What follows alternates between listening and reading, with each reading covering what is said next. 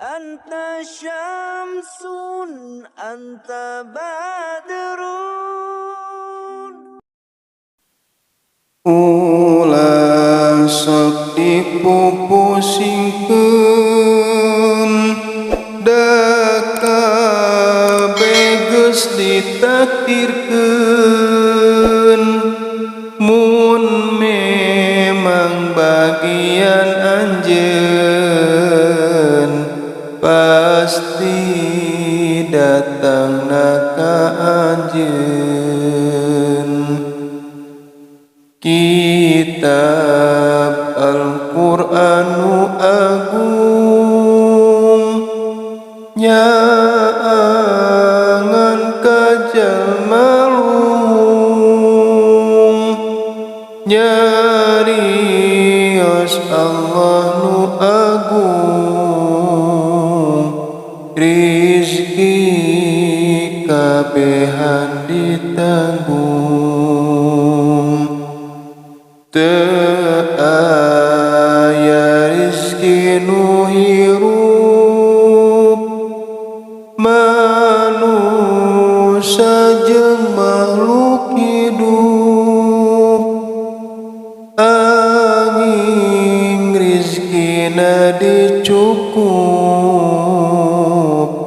ku Allah saumur hirup.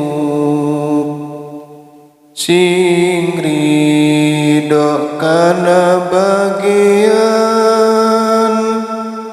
da eta teh kawajiban ulah sok ambek-ambekan mun keur saeutik bagian. Ulah sok dipupusingkeun kabeh atos ditakdirkeun jodoh pasti bagja anjeun kabeh atos ditangtukeun. Ulah sok mikiran anjeun kana nu tos diseratkeun ka Allah ngadoa anjeun anu sae pikeun anjeun.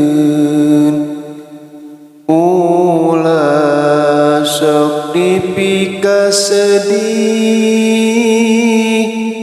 naon anu nyieun sedih memang nage eta perih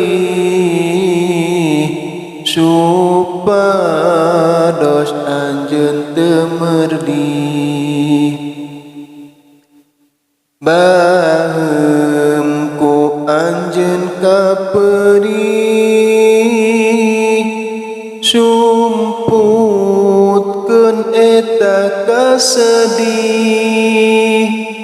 sagala nu nyieun perih aya ubar anu mati. Moal ayatina ubar iwati tawakal sobar Allah nu masihan janglar ka hambana nu kasamar. Sobaran eta kanyeri anu aya dina ati pasrah kabeh ka Gusti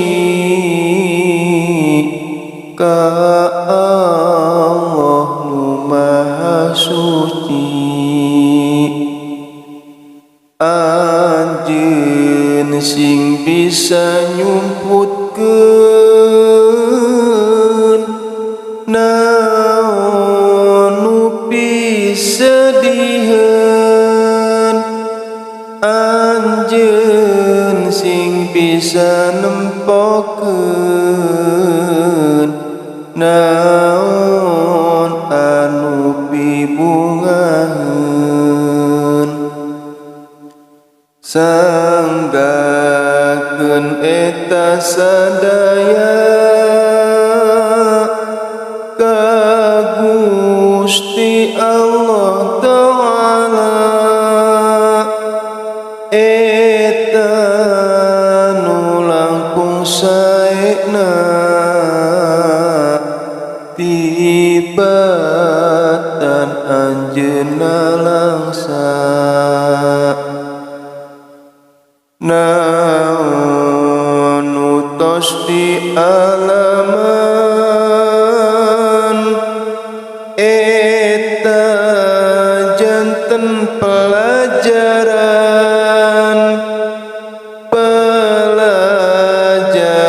kangge urang supados teu nyalahan. Eta kabeh bagian perjalanan kahirupan, sangkan hirup pangalaman tiasa nganasehatan. Ulah sok garoreng sangka kana takdir ti Gustina, kudu sing aralu sangka kana qada jeung qadarna. Moal ayana masalah lamun henteu aya hikmah, moal ayana ujian